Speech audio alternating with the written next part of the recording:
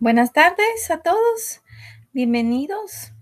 Vamos a dar inicio a la clase del día hoy sábado 21 de mayo de 2022, la cual corresponde a la semana número 16. Estamos en la penúltima clase, jóvenes, entonces estamos ya casi por terminar el semestre. Entonces ya el laboratorio creo que está programado para que lo puedan descargar o lo puedan habilitarse a partir del lunes 23 al 27 de mayo, ¿verdad? Entonces, como les repito,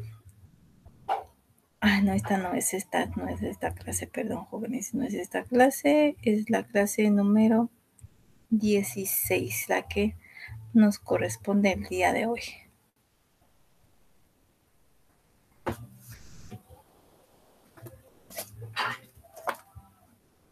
Sí.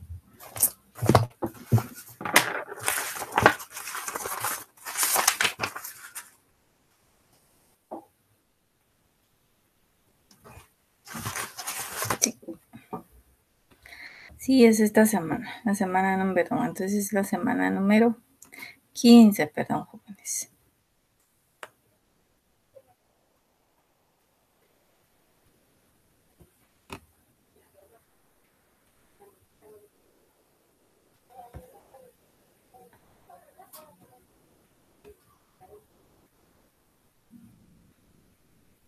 Ok, estamos con los contratos de servicios profesionales, fianza y renta vitalicia, lo que corresponde a la semana número 15. La próxima semana tendremos la última clase que corresponde a la semana número 16. En ese sentido, el objetivo de la clase del día de hoy es que el estudiante de la Universidad Rural de Guatemala conozca los contratos típicos regulados en la legislación nacional que corresponde a los servicios profesionales de fianza y renta vitalicia y especialmente en la forma en que los mismos se pueden constituir. Iniciamos entonces dando a entender o dando a explicar lo que se refiere al contrato de servicios profesionales. La semana pasada lo que vimos era el contrato de obra o de empresa. Este es un contrato de servicios profesionales. Bueno, antecedentes, ¿verdad? Creo que este contrato de servicios profesionales en la práctica se ha dado mucho para esconder o encubrir una relación laboral que a veces se quiere manejar en el ámbito de una empresa, ¿verdad? Pero vamos a conocer dónde realmente sí se da un contrato de servicios profesionales que no vaya a encubrir un contrato de trabajo, ¿verdad? Entonces, veamos aquí los antecedentes. La rigidez de nuestra legislación laboral de 1943, antes contratos atípicos o nuevas formas de empleo, ha generado incertidumbre e inseguridad jurídica a las empresas que buscan suscribir contratos ya sea civiles o comerciales. Para la prestación de servicios por parte de trabajadores independientes, en ocasiones con efectos negativos para la actividad económica y la creación de empleos, las empresas corren el riesgo de que al contratar a un profesional independiente para la prestación de sus servicios, la relación termine por ser considerada por los tribunales competentes como de naturaleza laboral o como disfrazada o encubierta con el fin de impedir la protección que brinda la ley. Era lo que les decía, ¿verdad, jóvenes? En cuanto a que muchas empresas, muchas casas donde se trabaja y que se encubre o que se cumple todos los requisitos que señala el artículo 18, así como lo dice, pues estamos frente a un contrato laboral. Si se está bajo una condena de dependencia continuada, se le brindan los servicios, está un horario fijo, estamos frente a una relación de trabajo, aunque se quiera disfrazar que esta misma sea un contrato de servicios profesionales. Y veamos, dice, el artículo 18 del Código de Trabajo señala que el contrato individual de trabajo, sea cualquiera fuera su denominación, es decir, pueden decir que es un contrato de servicios técnicos, un contrato de servicios profesionales, un contrato de prestaciones, en fin, Le pueden dar otra denominación, por eso dice, el contrato individual de trabajo, sea cual fuere su denominación, es todo aquel que una persona se obliga a prestar a otro sus servicios, ¿no? O ejecutarle una obra. Pero vienen aquí los elementos, bajo la dependencia permanente. Estoy bajo la dependencia de un jefe y dirección inmediata o delegada. Tengo que rendirle cuentas a alguien. Y por una remuneración de cualquier clase o forma. Se presume que la existencia de este contrato entre el trabajador presta sus servicios y la de la persona que los recibe. ¿Verdad? Entonces, por eso es que muchas veces, pues bueno, se tiende a confundir. Bueno, sí puede ser un contrato de servicios profesionales, pero si se da bajo la dependencia continuada, está bajo sujeto a un horario, no es un contrato de servicios profesionales, ¿verdad? Hacia eso es que vamos a ver hoy cuándo realmente vamos a estar frente a un contrato de servicios profesionales. El último párrafo dice del artículo 18 del Código de Trabajo, dice, establece una presunción legal, iuris tantum, de la existencia de una relación laboral. Es decir, mientras no se demuestre lo contrario, en la jurisprudencia a la que se ha encargado de limitar cuáles son los elementos que distinguen una relación laboral de otras formas de contratación para la prestación de servicios. ¿Qué ha dicho la Sala en este caso? La Sala Segunda de la Corte de Suprema Justicia ha señalado que la naturaleza de una relación jurídica puede establecerse mediante la identificación de sus elementos característicos. Eso está en la resolución número 657-2008 del 8 de agosto de 2008. De forma reiterada se han establecido los siguientes tres elementos de una relación de naturaleza laboral, que son la prestación personal de un servicio, la remuneración y la subordinación. Si se dan estos tres elementos, sea cual fuera la denominación que se le da, estamos frente a un contrato laboral, ¿verdad? Entonces, dicho de forma sencilla, el trabajador dependiente presta sus servicios de forma personal a cambio de un salario, bajo las órdenes y dirección de su patrono. Este último elemento de la subordinación es lo que la doctrina y la jurisprudencia han señalado como elemento diferenciador y fundamental para determinar si se está ante una relación de naturaleza laboral. Vean acá. Presta su servicio de forma personal a cambio de un salario bajo las órdenes y dirección de su patrono. En un contrato de servicios profesionales, no estamos bajo la dirección de un patrono. Yo dispongo de mi tiempo. Yo no estoy bajo la dirección inmediata, porque a mí me contrata para hacer algo, para ejecutar algo, pero yo llevo mis materiales, yo dispongo de mi tiempo, yo dispongo de mi horario y al que me contrata, lo único que le interesa es el resultado. ¿Cómo lo hago? No lo sé. Lo que le interesa es el resultado. Entonces veamos acá la definición. El contrato de servicios profesionales se opone al contrato de trabajo, precisamente en la dependencia, en la independencia que en todo sentido caracteriza a la prestación del profesional, ¿va? Se opone al contrato de trabajo, dice. ¿Por qué? Porque el contrato de servicios profesionales se maneja la independencia. Yo actúo, yo trabajo como yo quiero, tengo que cumplir con lo que me dijeron, pero yo me ajusto, yo acomodo mi tiempo.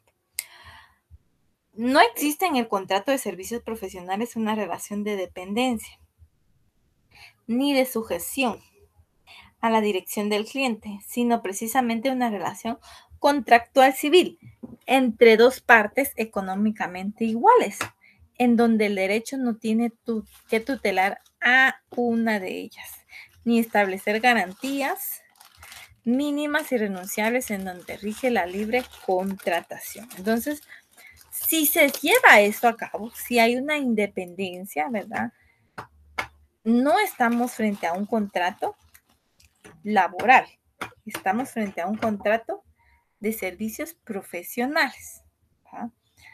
Hacia eso vamos. ¿Qué otra definición tenemos? Es el contrato en virtud del cual una persona llamada profesional. Yo a veces he leído algunos contratos que tratan de disfrazarle, ¿verdad? De disfrazar que es un contrato profesional, pero en el cual pues estamos frente a un contrato de laboral, un contrato de trabajo.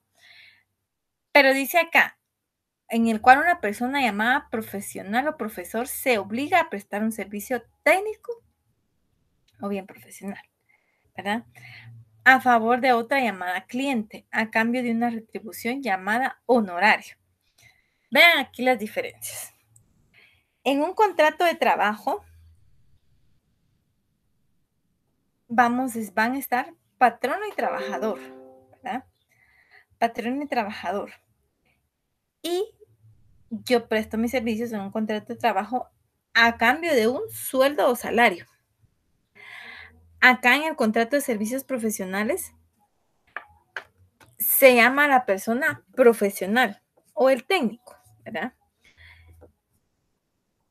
Y lo que va a recibir no es un salario, sino honorarios. ¿Verdad? Ustedes como futuros profesionales, cuando los contratan para algo, por lo menos a mí si me contratan para una escritura, ¿verdad? O para realizar un matrimonio y todo, están contratando al profesional y es un contrato, ¿ya? Pero es un contrato de servicios profesionales. ¿Por qué? Porque me están contratando para que yo ejecute algo, para que yo haga algo.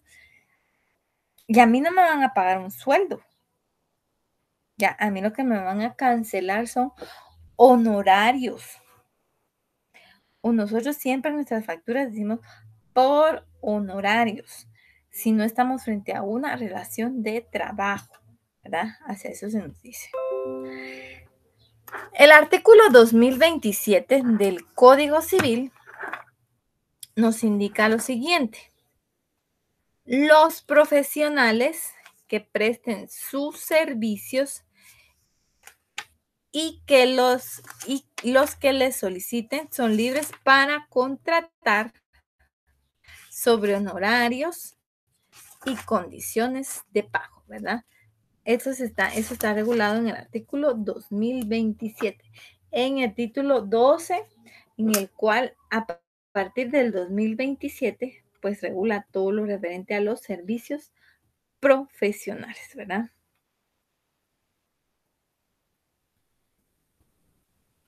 Características.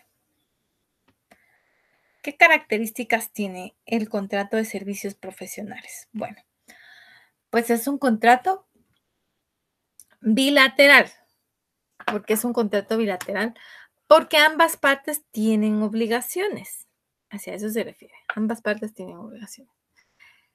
Ambas partes se obligan recíprocamente. El profesional asume la obligación de prestar sus servicios y el cliente al de pagar los honorarios correspondientes. Regulado esto en el artículo 1587 en cuanto a si estamos frente a un contrato de servicios, un contrato bilateral. Los contratos son unilaterales si la obligación recae solamente sobre una de las partes contratantes y son bilaterales si ambas partes se obligan recíprocamente. En este caso, ambas partes van a estar obligadas en cuanto a que, derivado del contrato, surge la obligación para cada una de ellas, ¿verdad? También decimos que es un contrato consensual. ¿Verdad? ¿Por qué es un contrato consensual? Porque basta el consentimiento de las partes, ¿verdad? Para que el contrato se perfeccione, ¿verdad? Esto está en el artículo 1518, no 1588 como lo establece ahí bueno, sí también está, ¿verdad? Son consensuales cuando basta el consentimiento de las partes para que sean perfectos. O sea, basta el consentimiento para que se perfeccione. Y lo que veíamos la semana pasada era que el comodato, siendo un contrato un poco diferente a los demás, era un contrato real, porque se necesitaba la entrega real de la cosa. Contrario a la mayoría de todos los contratos típicos por el Código de Civil, en el cual la mayoría son consensuales. Y aquí uno de ellos siendo el contrato de servicios profesionales también recae en que es un contrato consensual. Por lo tanto, que basta con el consentimiento de las partes para que el contrato se perfeccione. El cumplimiento de las prestaciones de las partes no es condición de validez o existencia del contrato, sino el contrato, dice acá, nace y existe por el mero hecho de que cada parte asuma obligación de vincularse y cumplir con su obligación. O sea, cuando se firma un contrato, obviamente, nacen pues derechos y obligaciones para ambos y pues bueno, ahí es donde dice que ya se perfecciona.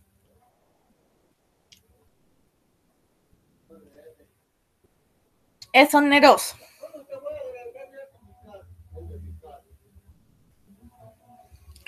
Es oneroso.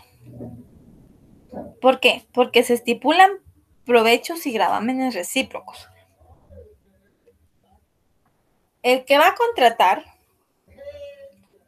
es cierto, va a salir algo de lo patrimonial de mí, o sea, voy a derogar de efectivo, pero voy a estar provechosa de un servicio, ¿verdad? Y obviamente el que va a prestar sus servicios va a tener un ingreso, ¿verdad? Se estipulan provechos y gravámenes recíprocos, o en otras palabras, ambas partes obtienen provechos de cumplimiento del contrato.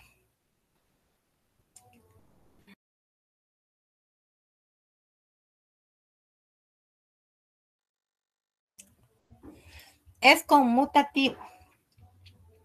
¿Por qué es conmutativo? Porque normalmente las prestaciones de las partes son ciertas desde que se celebra el contrato, de modo que ellas pueden apreciar el beneficio o la pérdida derivada del mismo. O sea, desde que, desde que se va a celebrar el contrato, yo sé qué beneficios o pérdidas pueden derivarse del mismo. Por ejemplo, ahorita que ya está lloviendo y todo, ¿verdad? Vemos las inclemencias y todo. Si voy a gastar más, voy a gastar menos. Entonces, las prestaciones y lo que yo voy a tener ya está estipulado en este contrato. Sin embargo, la remuneración del profesional mediante convenio expreso se sujeta al resultado del asunto de pacto, cuota licios. ¿Verdad? El contrato sería aleatorio, pues la prestación de vida profesional depende de un acontecimiento incierto. ¿Verdad? Muchas veces pues puede ser de que digan, bueno, si se tarda un poco más, puede que le cobre un 5% más de lo estipulado. O si se me dificulta o no resulta ser, pues bueno, el precio de los honorarios puede variar en este sentido, ¿verdad? Entonces ahí se hablaría como que fuera un contrato aleatorio, pero por lo general es un contrato conmutativo. Es un contrato instituto persona. Lo veíamos hace 8, ¿verdad? En cuanto a que la calidad de las personas, en cuanto a que si yo voy a contratar a una persona para un contrato de obra, tengo que elegir a alguien que realmente sea experto en esa materia. ¿verdad? Yo no voy a venir y contratar a un perito, les decía, una secretaria para que me construya una casa. No sabe, ¿verdad? O sea, de planos, medidas y cuánto debe llevar. No, por eso tiene que ser una persona en su calidad de lo que es. Acá, que también se necesita, ¿verdad? Tener esa calidad, intuito personal. El profesional es elegido por el cliente por sus cualidades personales, por lo cual no puede delegar su cargo y si el contrato termina por muerte o incapacidad del profesional, ¿verdad? O sea, por eso en un contrato de servicios profesionales uno elige a la persona por la calidad que es.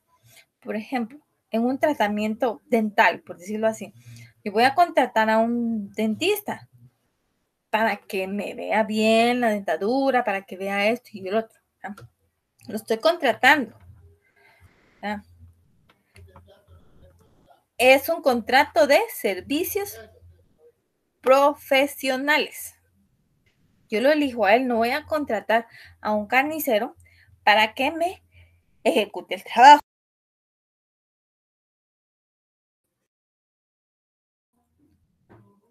Hacia eso se refiere. Es de tracto sucesivo.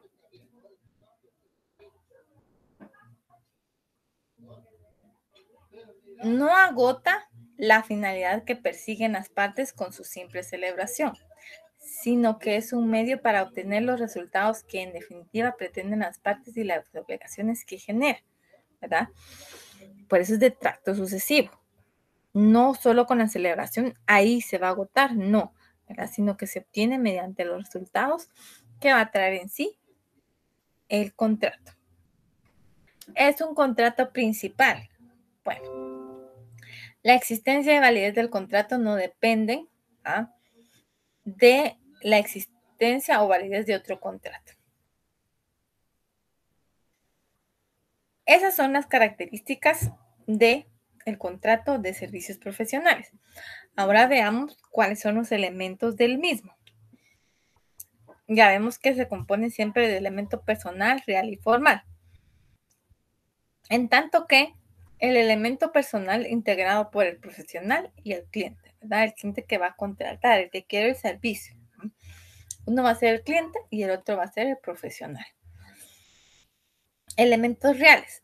El servicio profesional es el trabajo realizado y el honorario, que es la remuneración a que el profesional tiene derecho por la prestación de servicio al cliente.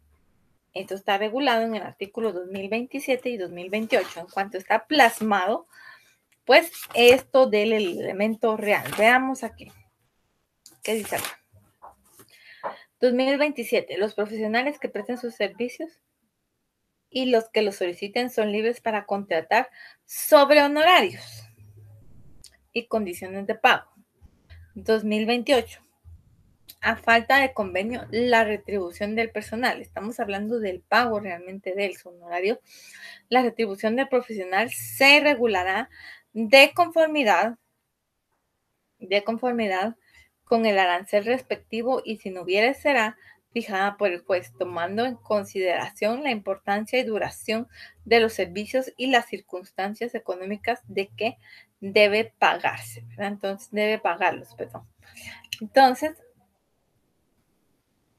el profesional, pues vemos que en el elemento real, pues está la remuneración que va a ser por el derecho que tiene el profesional a cobrar, ¿verdad? Por los servicios que preste. El elemento formal es consensual opuesto a solemne o de forma y se rige en consecuencia por las normas generales de contratación. Entonces, vemos que en el contrato de servicios profesionales lo puedo realizar de acuerdo a la forma de cómo se realizan los contratos, que están regulados del 1574 al 1578, que dan las reglas en cuanto a cómo deben ir redactados los contratos. En ese sentido, pues bueno, se establece que toda persona puede contratar y contratarse por escritura pública, por documento privado o acta levantada ante el alcalde, por correspondencia y verbalmente, ¿verdad?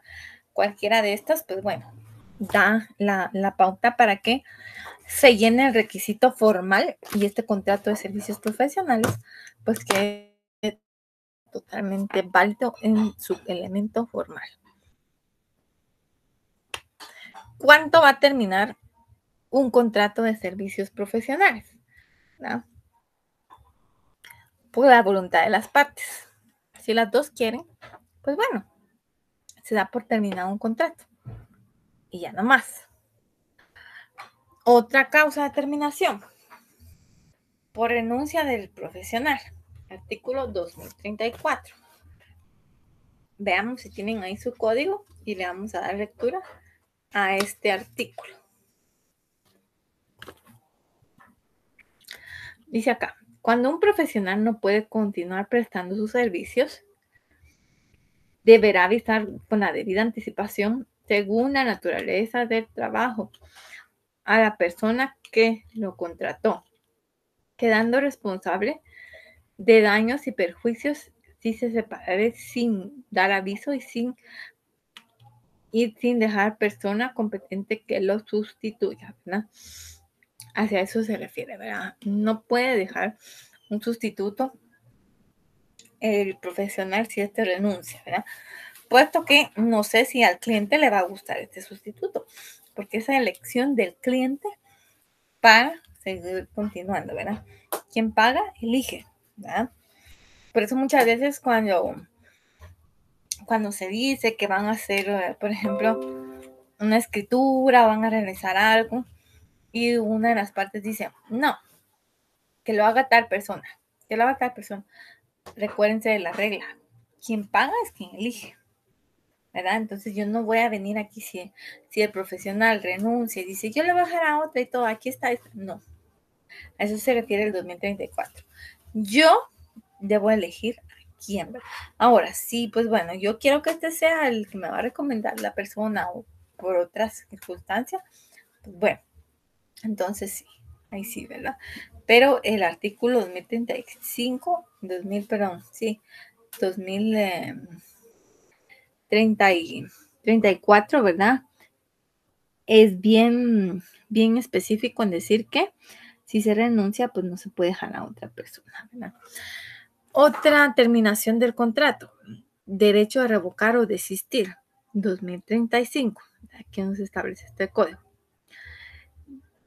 Si la persona que contrató los servicios no está conforme con su desarrollo o con los actos y conductas del profesional, puede rescindir el contrato pagando el trabajo y los gastos efectuados, cantidad que fijará el juez, si hubiere desacuerdo entre las partes, ¿verdad?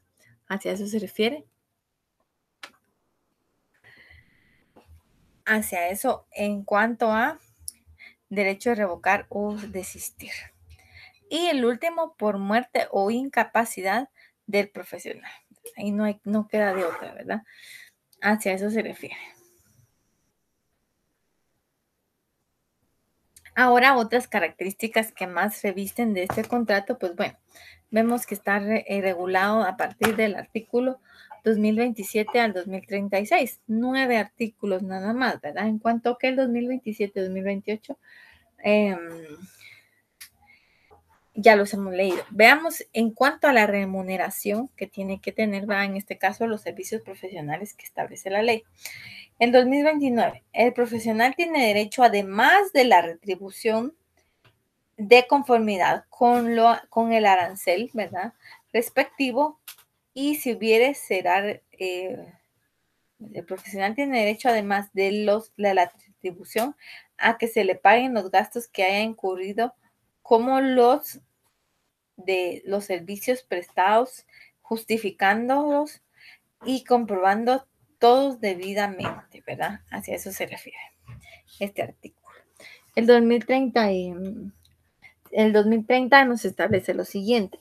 Si varias personas encomendaran un negocio y solicitaran servicios profesionales en un mismo asunto, serán solidariamente responsables por el pago de honorarios y gastos causados con tal motivo, ¿verdad? Es decir, que si se contrata a alguien en conjunto, ¿verdad? Nosotros, ¿verdad? Con un socio en el ámbito civil, decimos, bueno, ¿por qué no hacemos y emprendemos un negocio, ¿verdad?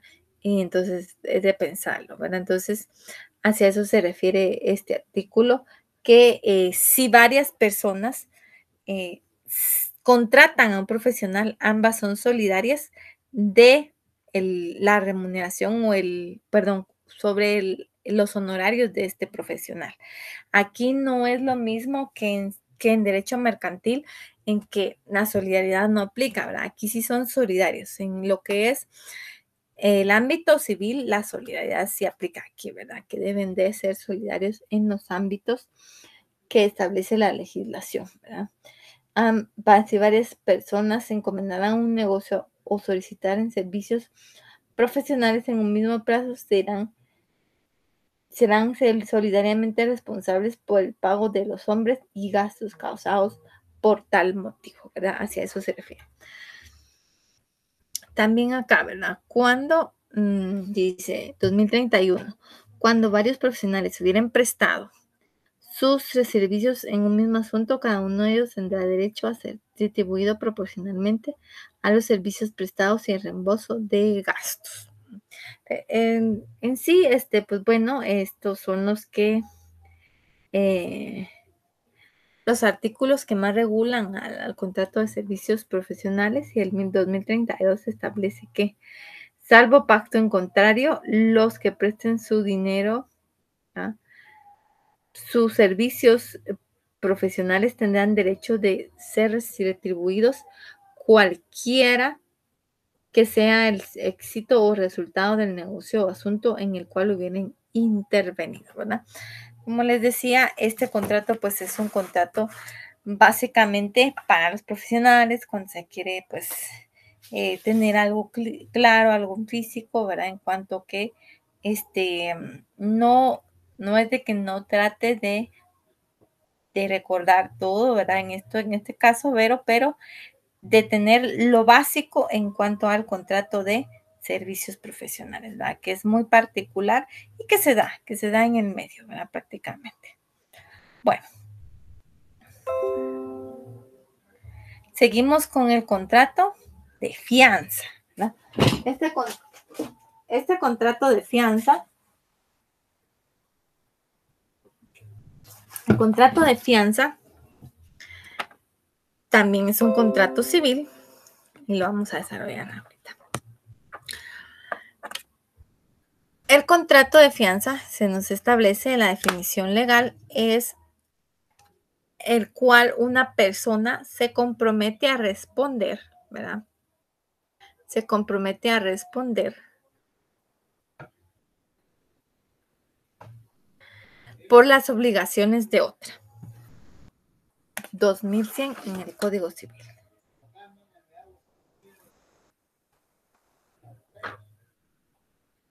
$2100. Por el contrato de fianza, una persona se compromete a responder por las obligaciones de otra. Es decir, pues yo soy solidariamente responsable de que si la otra persona no cumple, yo voy a cumplir, ¿verdad?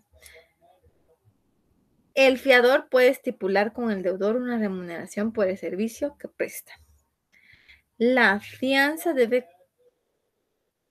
constar por escrito para su validez.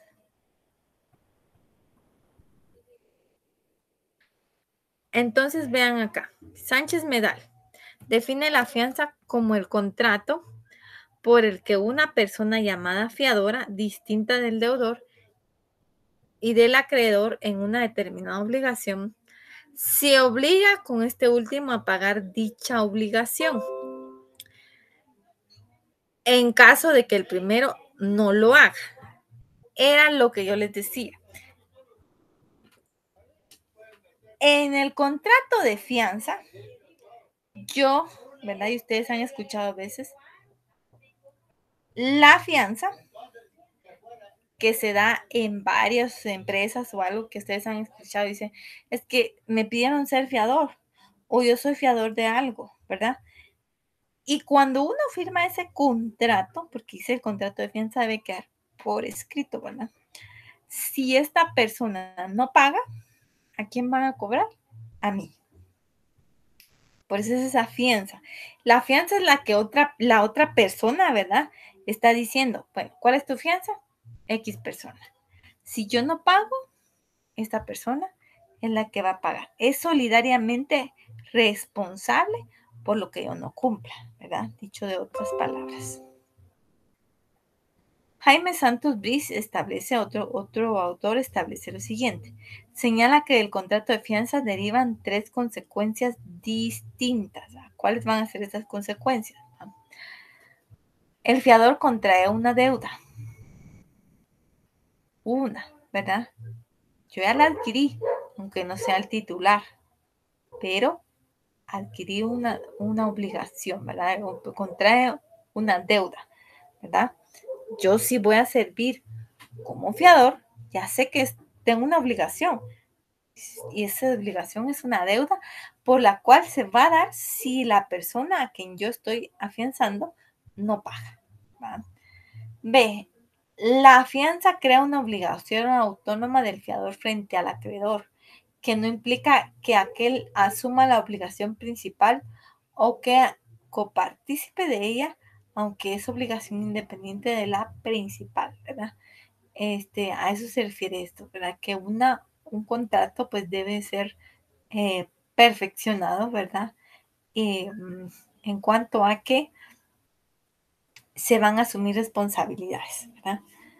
El tercero dice, la fianza es un contrato entre fiador y acreedor respecto del deudor, que es un tercero. Es decir, en este contrato van a existir tres partes, tres elementos de elemento personal.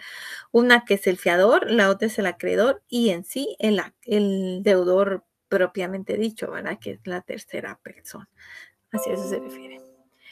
Entonces, repito otra vez, la fianza es un contrato entre fiador y acreedor, respecto del que el deudor es un tercero, es fácil, la fianza es fácil con carácter abstracto.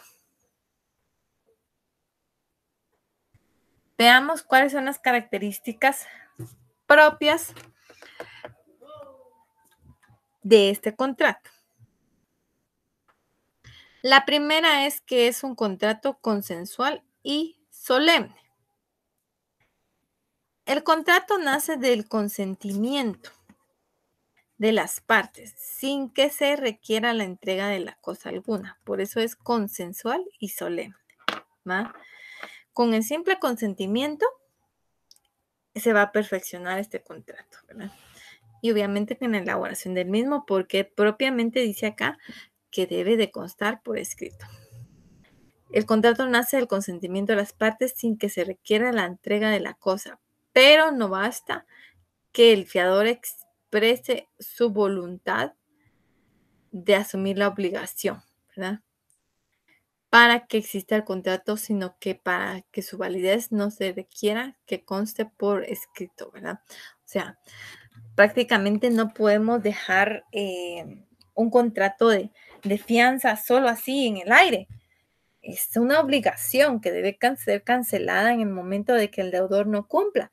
Entonces, esta debe de constar siempre, pues bueno, más si es en una escritura pública o un documento privado para que tenga la validez correcta, ¿verdad? Y vamos al 1577, que pues está dentro de la forma de los contratos civiles, que establece lo siguiente, en 1577.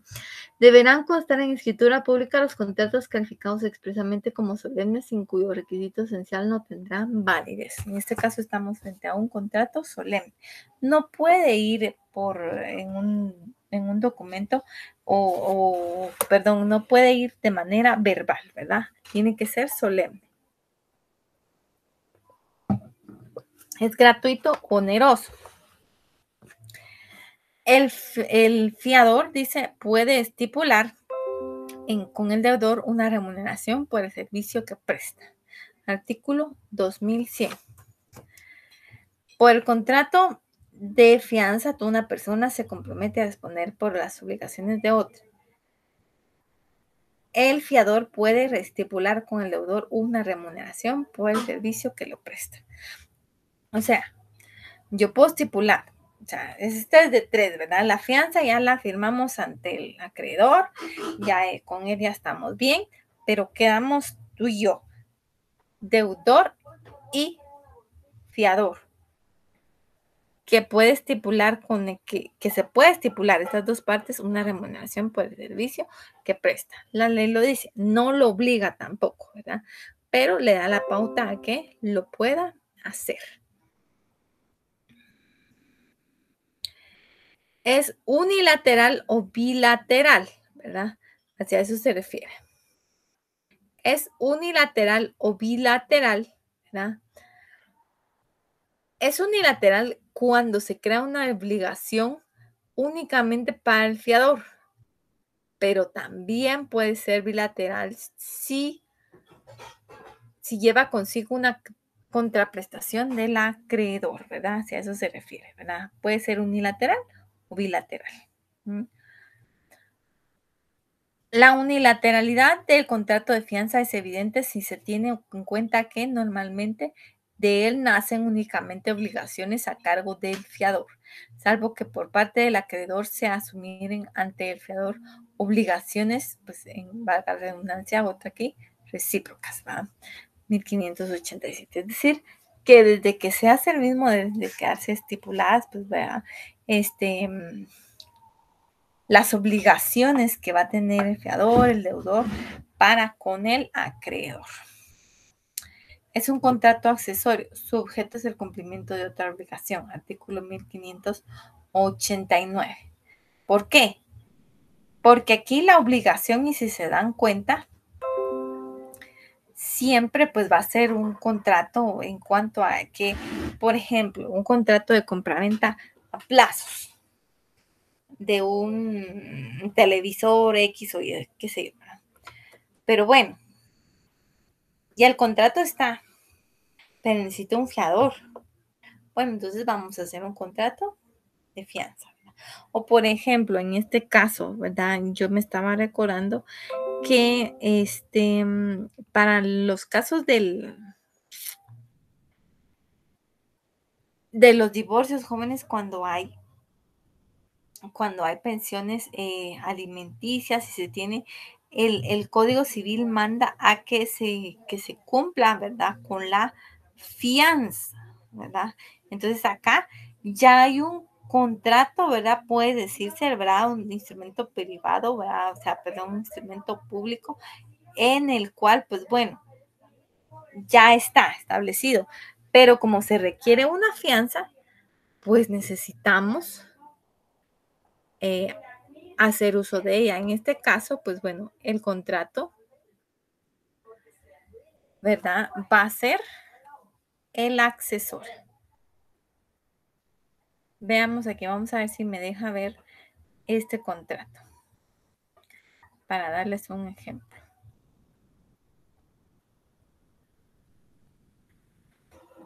En este caso, estamos hablando, o sea, aquí está en una escritura pública, dice la primera cláusula. No sé si podrán ver, espero que sí. Dice las cláusulas siguientes, ¿verdad? Indica, pero voy a marcarlo.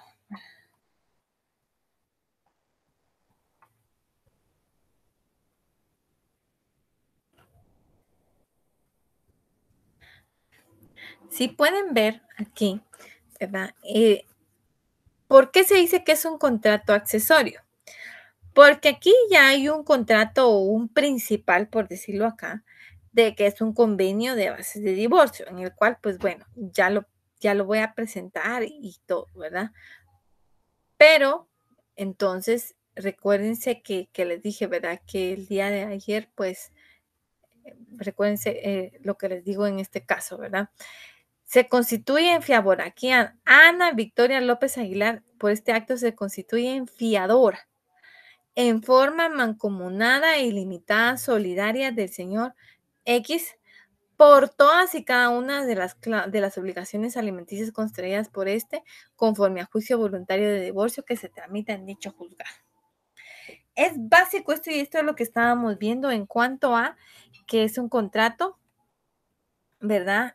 Es solidariamente que se está dando, ¿verdad? De las personas, que es un contrato accesorio. ¿Por qué?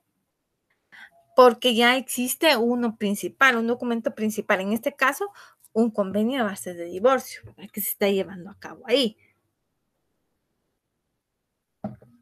Pero, accesorio a eso, necesitan una fianza. Y aquí está esa fianza, ¿verdad? En la cual pues viene a complementar un contrato principal, ¿verdad? En el caso, como les decía, si voy a comprar un carro a plazos y en la compañía piden un fiador, el contrato principal va a ser la compraventa del vehículo, pero el accesorio será el contrato de fianza. Por eso es que se dice que el contrato de fianza es un contrato accesorio. Bueno, esto lo dejo ya de presentar y regreso a las...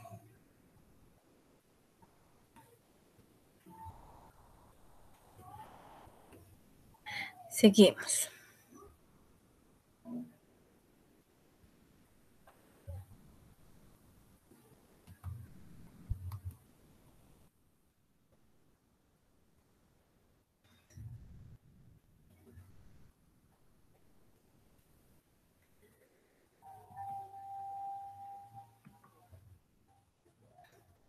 Aquí vamos. Es un contrato subsidiario. ¿Por qué es un contrato subsidiario? Estamos en las características de este contrato, ¿verdad, jóvenes? Es un contrato subsidiario porque dice que la subsidiariedad de la fianza consiste en que normalmente solo puede hacerte efectiva cuando el deudor de la obligación principal ha incumplido y su acreedor no ha podido hacer efectiva la obligación con el patrimonio del deudor. La subsidiariedad se manifiesta en la exclusión, que es una excepción previa a que el fiador puede plantear al acreedor, si éste no ha agotado antes su reclamo contra el deudor principal, ¿verdad? Eso está en el 2106, vamos, y el 2108 del Código Civil. 2106. No puede compelerse el fiador a pagar al acreedor sin previa discusión de los bienes del deudor. Es decir, primero se deben de agotar entre el deudor. O sea, el fiador dice, su papel principal es pagar, pero si el deudor principal no cumple, ¿ya? Entonces, si el deudor principal, quien hace que me deben de cobrar primero el cumplimiento de una obligación, se debe de agotar con el primero, pero si no cumple, entonces viene y entra la figura del fiador que responde solidariamente. Si a eso se refiere.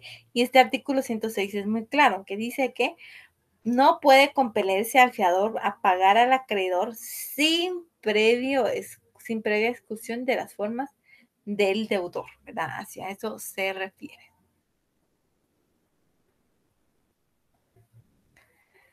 Es abstracto. ¿Por qué es abstracto este contrato? Es un contrato abstracto y autónomo existente entre el fiador y el deudor principal, ¿verdad? Es personal porque constituye una garantía de cumplimiento de obligación principal que otorga el fiador ante el acreedor, ¿verdad? Entonces, vemos estas características propias, ¿verdad? De lo que es el contrato de fianza. Por eso es de que se ven varios, ¿verdad? Pero en la realidad, pues bueno, ya entrarse a uno de ellos, pues es muy difícil. Más que todo que en cuanto aquí se responde solidario subsidiario, ¿verdad? Pero se tienen que agotar las vías en cuanto a que primero se le debe de cobrar a la persona obligada, en este caso al deudor, ¿verdad?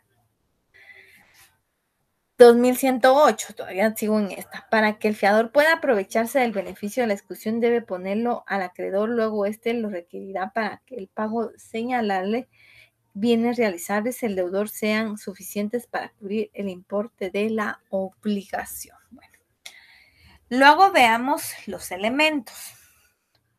¿Qué elementos está compuesto? ¿De qué elementos está compuesto el contrato de fianza? Primero, deudor, fiador y acreedor. Fiador debe tener la capacidad para obligarse y ya que nunca adquiere por ello derechos, sino únicamente obligaciones, ¿verdad? Así a eso se refiere al fiador, qué calidades debe de tener, ¿verdad? El acreedor y deudor, ¿verdad? Son dos personas diferentes. El 2114 establece, aunque no exista una relación contractual entre el fiador y el deudor, aquel tiene derechos en contra del deudor para que le garantice sus resultados de la fianza, ¿verdad? Es a lo que se refiere. 2114. El fiador que paga o cumple, el fiador que paga o cumple la obligación del deudor en todo o en parte, tiene derecho a que éste se le reembolse la totalidad de lo pagado. Claro, en derecho de repetir, ¿verdad? Para que le sea pagado después a este, ¿verdad? Eso es lo que establece el artículo 114, 2114. Establecen las reglas del deudor está por ausentarse de la República. Si el deudor ha sufrido menoscabo en sus bienes, de modo que hay riesgo convencional, ¿verdad? Si eso se refiere.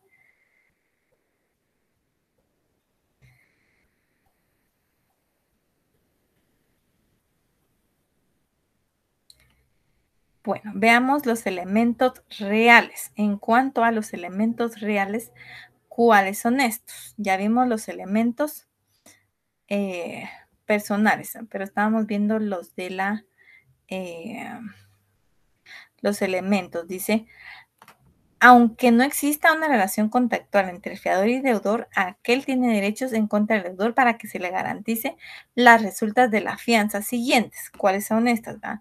Si el deudor está por ausentarse de la República, ¿verdad? Se le tiene que garantizar al deudor. Si el deudor ha sufrido menoscabo en bienes, de modo que se haya en riesgo de insolvencia. Si hubiere temor justificado de que el deudor oculte o dilape sus bienes, cuando el deudor se haya obligado a obtener el secreto de la fianza dentro de cierto tiempo y este haya sido vencido, ¿verdad? Son los casos en los cuales, pues bueno, se puede recuperar pues algo, ¿verdad? Luego sí vemos los elementos reales. Los elementos reales, ¿verdad? Son las obligaciones que pueden ser garantizadas con la fianza. Regularmente pues van a ser en efectivo, ¿verdad? Van a ser dinerarias.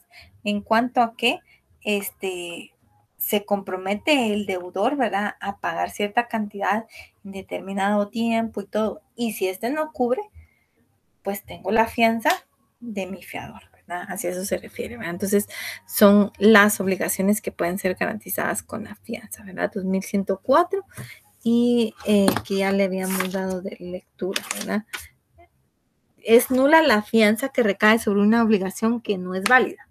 Se exceptúa el caso en que la nulidad proceda de incapacidad personal del deudor, si el fiador tuvo conocimiento de la incapacidad al tiempo de obligarse. Y es esencial la existencia de la fianza que la obligación se garantice sea válida, ¿verdad? Hacia eso se refiere este párrafo, ¿verdad? Sin embargo, los vicios del consentimiento de donde derivaría la anulabilidad del contrato generan acciones y excepciones personales oponibles por el deudor principal. Siempre va a ser un error, dolo, violencia, simulación, no se sabe, ¿verdad? Pero estas hermanas y estos se tienen que cubrir realmente, ¿verdad? De lo que pueda pasar. Sin embargo, los vicios del consentimiento, donde se haya viciado, sin embargo, los vicios del consentimiento donde debería la anulabilidad del contrato generan acciones y excepciones personales oponibles por el deudor principal, error, dolo, violencia, simulación, de las cuales puede valerse el fiador al serles requerido el pago por el acreedor y la renuncia de que tales acciones, excepciones hiciera el deudor, sean expresamente o mediante ratificación de las obligaciones. Pueden ser garantizadas confianza toda clase de obligaciones, cualquiera que sea su contenido, ya sea de hacer, no hacer, de dar, ¿verdad? Cualquier obligación puede ser garantizada con la fianza, ¿verdad? Aunque lo normal es que la fianza garantice el pago de una suma de dinero. Era algo que les decía, ¿verdad? La fianza siempre va a ser prácticamente por una deuda que se tenga de dinero. Fuera de eso, pues no hay limitación, ¿verdad? Amplitud de garantía, 2012. 2102, perdón. El fiador solo responderá por aquello a que expresamente se hubiera comprometido, puede obligarse a menos, pero no más de que el deudor principal tenga en la cantidad como en lo oneroso de las condiciones. Si se hubiera obligado más se tendrá por reducida su obligación en cuanto al exceso, ¿verdad? Hacia eso se refiere este artículo. Elementos formales del contrato de fianza. El contrato de fianza que esté en un contrato consensual y solemne, pues debe de contar en escrito para su validez. 2101. La fianza debe constar por escrito para su validación, ¿verdad? Ahí está, aquí no hay pierde.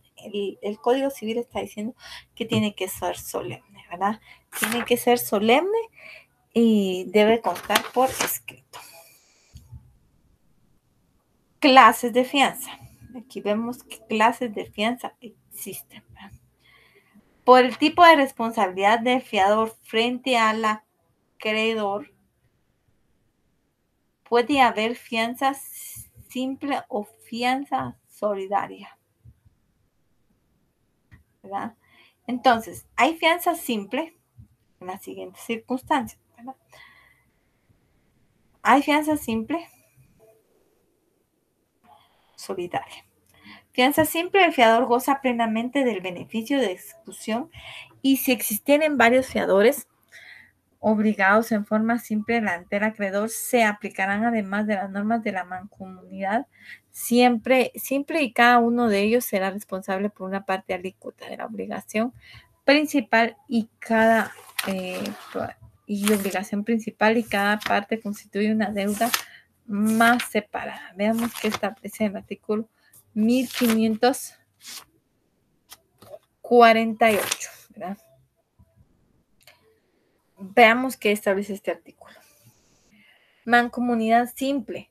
Por la simple mancomunidad no queda obligado cada uno de los deudores a cumplir íntegramente la obligación, ni tiene derecho cada uno de los acreedores para exigir el total cumplimiento de la misma.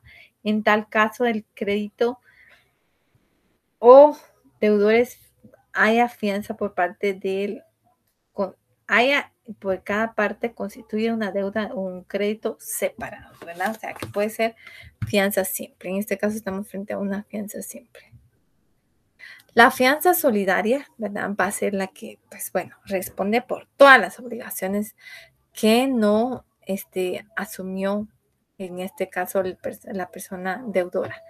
La fianza solidaria excluye la subsidiariedad y el acreedor puede dirigirse contra el fiador sin previa exclusión de los bienes del deudor. Así y si la fianza se ha prestado en forma y si la fianza se ha prestado en forma mancomunadamente solidaria entre fiadores de la obligación a cargo del deudor. La fianza solidaria no convierte al fiador, ¿verdad? En deudor, pues con excepción de la eliminación de la subsidiariedad del beneficio de exclusión en todas las demás, la fianza solidaria queda a las reglas de la fianza simple, ¿verdad? Entonces, eso está regulado en el 2105, que establece lo siguiente en cuanto a la fianza solidaria. Muy importante, jóvenes, esto. El fiador puede pedir que el fiado le garantice las resultas de la fianza. El fiado quiere decir el deudor, ¿verdad? Si el deudor está para ausentarse de la República, si el deudor ha sufrido menoscabo en sus bienes o de modo que se haya en riesgo de insolvencia. 3. Si hubiera temor justificado de que el deudor oculte o dilape sus bienes, ¿verdad? A esto es a que estas causales pues van a que se debe de justificar, ¿verdad? Ante eso. Si el fiador ha sido demandado por el acreedor o para el cuño, ¿verdad? Si el fiador ha sido demandado por el acreedor para el pago de la deuda. Cuando el deudor se haya obligado a obtener el revelo de la fianza dentro de ciertos plazos y haya convenido, ¿verdad? Hacia eso se refiere la fianza solidaria. Por su origen, la fianza puede ser convencional, judicial o legal.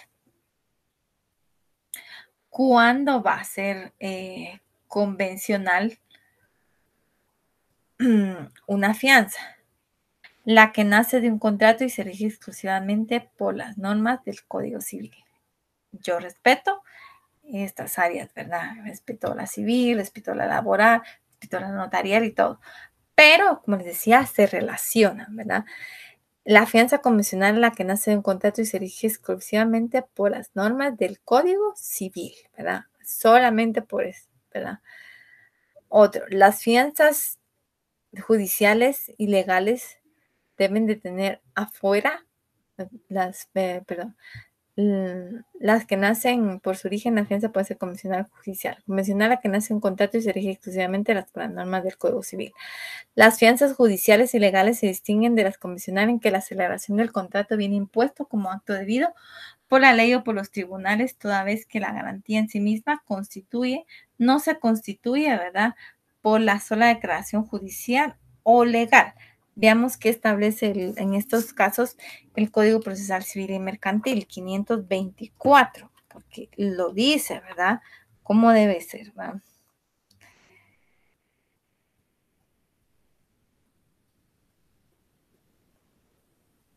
Dice en el segundo párrafo del 524 del Código Procesal Civil y Mercantil, en los procesos de alimentos será necesario que el demandado cancele o deposite el monto de los salarios atrasados que sean exigibles legalmente y garantice, ¿verdad? Como que garantice el cumplimiento de la obligación por un término que la ley no determina alguna de las circunstancias, ¿verdad? Bueno, hacia eso se refiere. De eh, las fianzas judiciales, ¿verdad? Nos ordena en los órganos tribunales a que realicemos una fianza para que se garantice pues el trabajo que se está realizando, ¿verdad?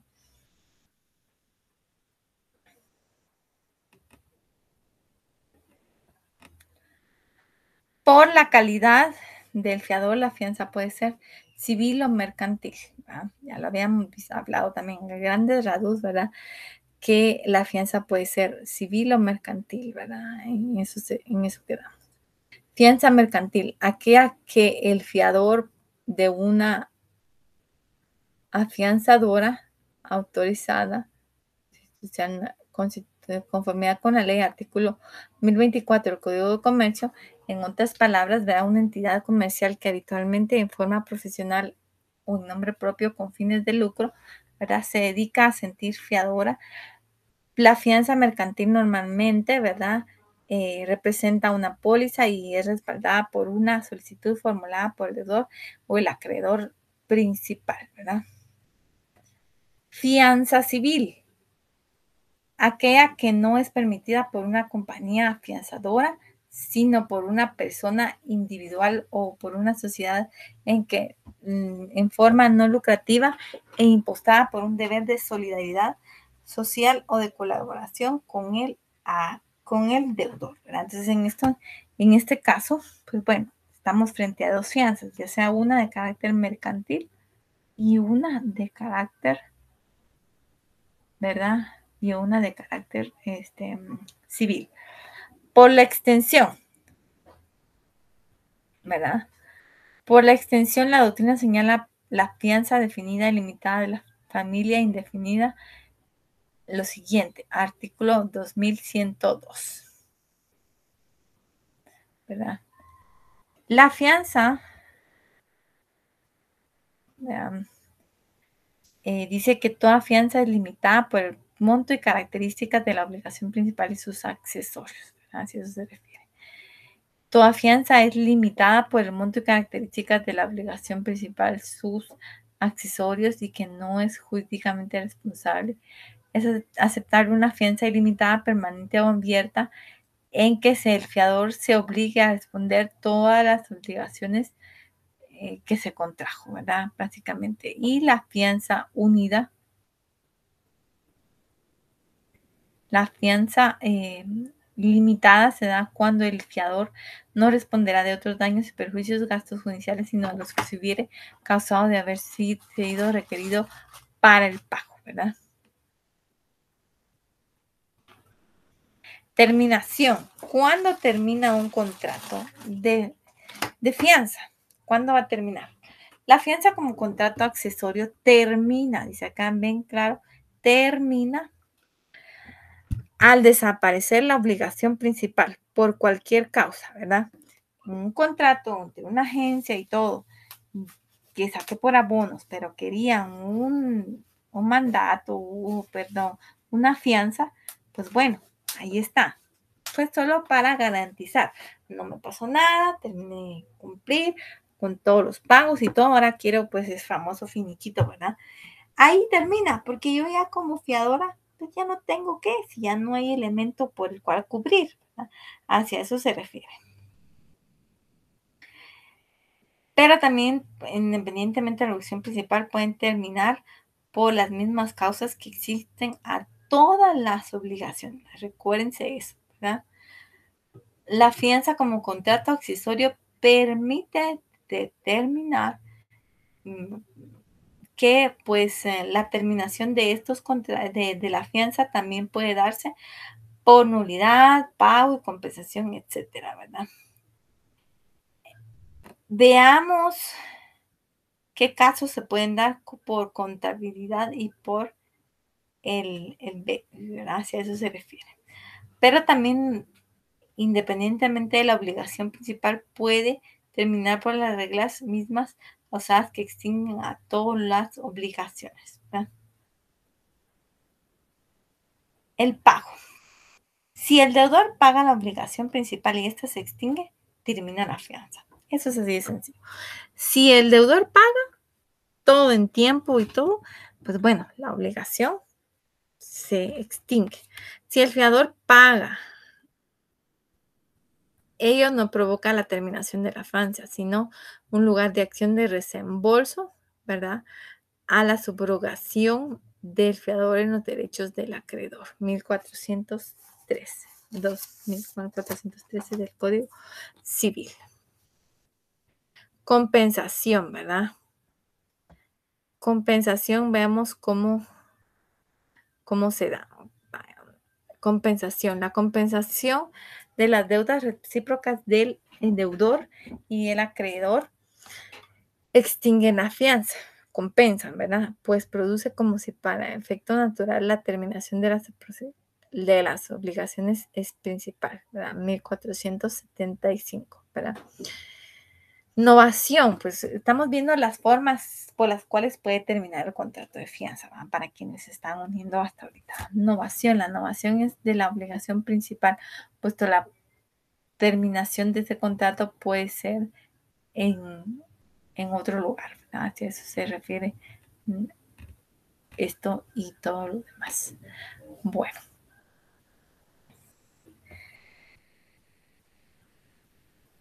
por modificación, ¿verdad?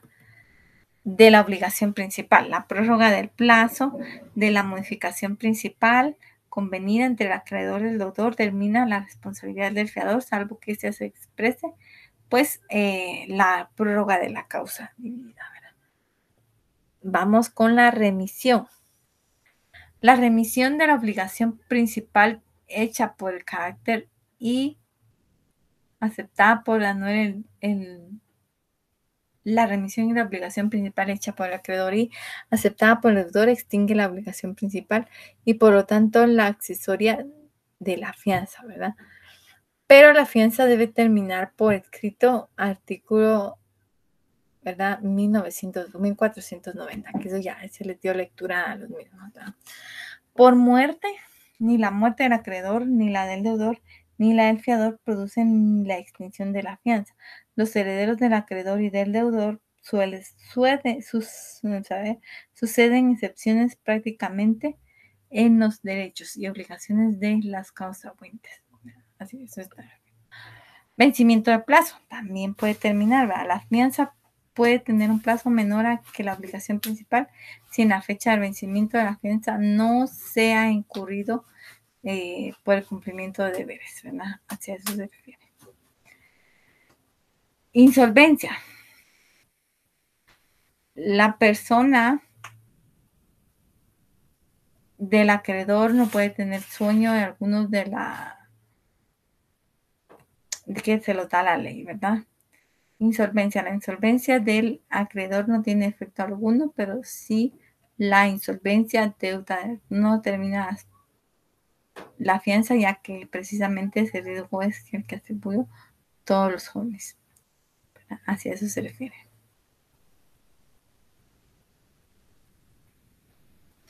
Bueno, ahora vamos con el último, el contrato de renta vitalicia.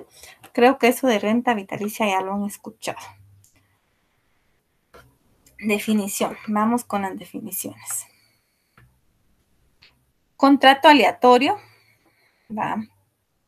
En el que una parte cede a otra una suma o capital con la obligación por parte del cesionario de pagar al cedente a otra persona por designada una pensión periódica para toda la vida del beneficio.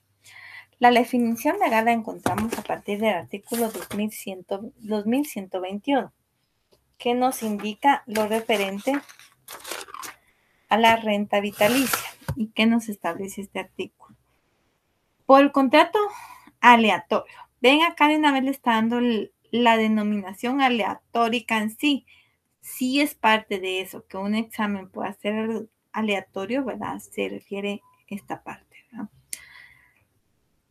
1202 también ya está en camino para que una persona pueda regresar, ¿verdad? 2121. Por el contrato aleatorio de renta vitalicia, una persona transmite el dominio de determinados bienes a otra que se obliga en cambio a pagar periódicamente una pensión durante la vida del rentista. El rentista puede ser el que transfiere la propiedad de los bienes o un tercero la designa por el contrato. La venta vitalicia también puede constituirse a título gratuito, ¿verdad? Muy importante, jóvenes, que esta definición, ¿verdad?, que da el Código Civil indica que, pues, de una vez le da la denominación que es aleatorio, ¿verdad? Porque es incierto, ¿verdad? Por cuánto tiempo va a estar ahí, que le van a dar uso, etcétera, ¿verdad? Así eso se refiere.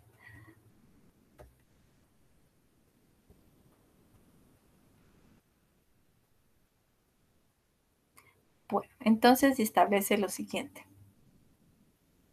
Otra definición. Otros señalan que la renta vitalicia representa una relación de obligación en virtud de la cual un sujeto deudor viene obligado a entregar a una persona natural pensionista una cantidad periódica durante la vida de éste o teniendo como límite la vida de otra persona natural. A ver, aquí vienen las características y aquí es donde nos vamos a centrar, ¿verdad? ¿Por qué es aleatorio? ¿Y por qué de una vez el Código Civil nos dice por el contrato aleatorio? Porque es incierto, no se sabe por cuánto tiempo se va a dar esta renta vitalicia. Por la vida de la persona, pero nosotros sabemos cuánto viven las personas, no, ¿verdad? Entonces dice, es aleatorio. En tanto, el obligado a pagar la renta como quien transfiere los bienes no conocen ni pueden conocer el contrato por cuánto tiempo pagadero será la misma, ¿verdad?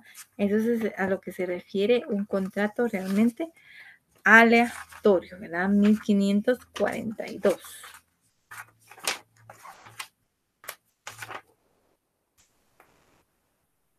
Contratos usurarios. La persona que, aprovechándose de la posición que ocupe o la necesidad inexperta o ignorancia de otra, induzca a otra a conceder ventajas usureras o contraer obligaciones notariamente perjudiciales a sus intereses, está obligada a devolver lo que hubiera recibido con los daños y perjuicios una vez declarada judicialmente la nulidad del convenio, ¿verdad? Pero aquí no sabemos cuánto tiempo va a ser. ¿Es gratuito o oneroso? Bueno, será gratuito, dice, cuando deriva de una donación pura o simple de un legado de renta, en donde el donante o testador instituye la renta a favor del donatario o legatario, sin contraprestación, y el alea no tiene el valor del elemento esencial del contrato. Puede ser que en un testamento, ¿verdad, jóvenes? Pues yo disponga que toda mi fortuna pasa a X persona, pero de esa fortuna tiene que darle una renta vitalicia a X persona por la cantidad de tales 1000 quetzales, ¿verdad? Por toda, por la renta vitalicia, es decir, que por lo que tenga de vida la otra persona, ¿verdad? Hacia eso se refiere. Y será gratuito o oneroso. Dice, será gratuito cuando deriva de una donación pura o simple o de un legado de renta, en donde el donante o testador instituye la renta a favor del donatario o legatario sin contraprestación y el alien no tiene el valor del elemento esencial del contrato.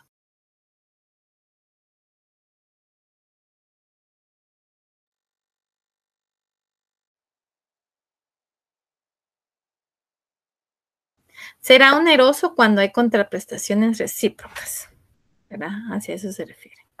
Artículo 2121 del Código Civil. Va a ser oneroso cuando hay contraprestaciones recíprocas. Es relativo de dominio, pues de su existencia, dice, pues de su existencia la transmisión de la propiedad de un bien, pero esa condición de traslativo de dominio no convierte el contrato en real, ¿verdad? No dice, no convierte el contrato en real, ya que la entrega física de la cosa transmitida no es requisito de validez del contrato. Es solemne en el sentido de que debe constar en escritura pública para que sea válido. O sea, este contrato de renta vitalicia debe de constar en escritura pública. 2122. Para la validez del contrato se requiere su otorgamiento en escritura pública. Aquí una vez nos están diciendo que debe de ser otorgado en escritura pública. Tracto sucesivo, en el sentido de que el deudor está obligado a realizar prestaciones periódicas completas. Es unilateral y bilateral, según si es gratuito o oneroso. La renta vitalicia constituida en forma gratuita es indudablemente unilateral y que el único obligado es el deudor y el titular solo tiene derechos y no obligaciones. En cambio, en la renta vitalicia onerosa, ambas partes quedan obligadas a realizar determinadas prestaciones, aunque el enajenante de los bienes que constituyen el capital pueda haber cumplido la prestación a su cargo en el momento mismo de la celebración del contrato. Elementos. El elemento personal en el contrato de renta vitalicia y en las relaciones derivadas del mismo pueden intervenir 4 sujetos. Veamos aquí la diferencia. Aquí intervienen 4 sujetos, dice. Va a intervenir el contratante de la renta, el deudor de la renta, el rentista y la persona sobre cuya cabeza se contratará la renta. Eso están en los artículos 2126, 2121, 2125, 1693, 1692 y 1860 del Código Civil. Veamos. 2126 dice: el que está obligado a pagar alimentos no podrá hacer transferencia de bienes por renta sin garantizar previamente los derechos de los alimentistas. Ahí viene uno, ¿verdad? 2125. Si al constituirse la renta a favor de varias personas no se expresa la parte de que gozará cada uno, se entienden que es por partes iguales. La muerte de cualesquiera de ellas no acrece la parte de los que sobrevivan, salvo disposición o contrario, ¿verdad?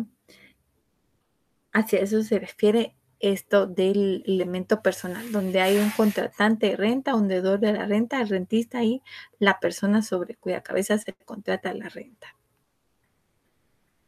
El elemento material. Como contrato bilateral, que va a ser en su mayoría, ¿verdad? Dice, la renta vitalicia comprende 2 prestaciones: el capital que se transfiere por el contratante al deudor de la renta y la renta que se obliga a pagar al rentista durante toda la vida de este, ¿verdad? 2121. Por el contrato aleatorio de renta vitalicia, una persona transmite el dominio determinado de bienes a otras que se obliga en cambio a pagar periódicamente una pensión durante la vida del rentista, a quien le voy a dar, ¿verdad? El rentista puede ser el que transfiere la propiedad de los bienes o un tercero designado por este en el contrato. La renta vitalicia también puede constituirse a título gratuito, ¿verdad? Era lo que veíamos. El elemento formal. La validez para el contrato es necesario que se otorgue en escritura pública, ya lo vimos, y por lo tanto este contrato tiene la calidad de solemne de conformidad con los artículos 1577, que ya vimos cuáles son los que constan en escritura pública, y el 2122, ¿verdad? Que se establece que debe de hacerse en escritura pública, ¿verdad? Hacia eso se refiere este párrafo. Dice, terminación. ¿Cuándo va a terminar un contrato de renta vitalicia? Este contrato puede terminar por las siguientes causales. Por muerte del rentista, 2130. Veamos. La renta vitalicia se extingue, vean que se extingue con la muerte de la persona sobre cuya vida fue constituida.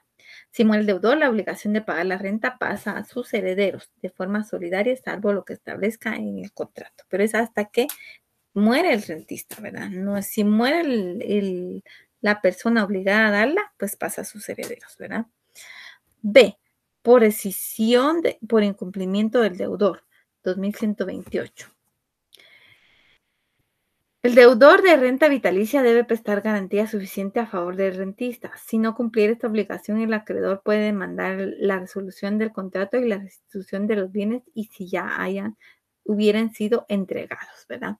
Así también el 2129 y 2130. Si la garantía prestada hubiere disminuido o se hiciere insuficiente, el rentista puede solicitar su ampliación y si el obligado no estuviera de acuerdo, corresponderá al juez calificar tales circunstancias. Si el deudor no la ampliara de conformidad con la declaración jurada, podrá pedirse la rescisión del contrato, ¿verdad? Si a eso se refiere. C. Caso especial de nulidad, 2124. El contrato es nulo ese si la persona sobre cuya vida se constituye ha muerto antes de su otorgamiento o dentro del plazo del contrato señale y que no podrá bajar de 3 meses, ¿verdad? Ahí nos dan de una vez la pauta de cuánto pues puede ser, de cuándo puede ser un contrato de nulidad. Si se da antes, si se otorga la renta vitalicia a una persona y esta ya murió, pues se va a declarar nula, ¿verdad? Porque ya no tiene caso hacerla, ¿verdad? Aquí, si el rentista falleciera antes de que se formalice el contrato, es una causal especial de nulidad, era lo que les decía, ¿verdad? D, por muerte del rentista antes que el testador o el donante, 2133. Si la renta a título gratuito debe de comenzar a pagarse desde que muera el instituyente y antes falleciera el beneficiario sin que aquel designare el sustituto, la renta corresponderá a los herederos del que la instituyó, pero si la renta hubiera sido establecida en compensación de servicios o obligaciones, pasará a los herederos del beneficiario, ¿verdad? Así a eso se refiere. Por ingratitud, también se puede terminar por ingratitud. 2136. Si el deudor fue responsable criminalmente, ven acá, de la muerte del rentista o de la persona sobre cuya vida se constituyó la renta, devolverá del rentista o de la persona sobre cuya vida se constituyó la renta, devolverá el capital al instituyente a sus herederos sin deducción de lo que hubiere pagado, ¿verdad? Si a eso se refiere. Y por renuncia, 2134. En la renta restituida para ser pagada a la muerte del instituyente, es decir, si el rentista no aceptara la pensión, esta pasará a los herederos del que la instituyó, excluyéndose el beneficiario si también fuere heredero, perdón. Termina para él, pero se va a crear a sus herederos, ¿verdad? Si eso es lo que se establece esto. Entonces, vemos que el contrato de renta vitalicia está regulado a partir de 2121, ¿verdad? Al artículo 2136, ¿verdad? En cuanto a su regulación y lo que con ella contiene, ¿verdad? Con ello, jóvenes, terminamos el contenido de la clase del día de hoy, esperando su comprensión a la presente del día de hoy, esperando también que ya le echen ganas a los últimos eh, días de estudio que les quedan ya para su examen final. Ya solo nos queda una clase. Por favor, estén atentos a la resolución de los laboratorios, que es, como les decía yo, inician la próxima semana a partir del día lunes para el viernes 27, ¿verdad? Les agradezco su atención, jóvenes. Espero verlos la próxima semana en la última clase del curso de Derecho Civil 4. Que tengan muy buena tarde.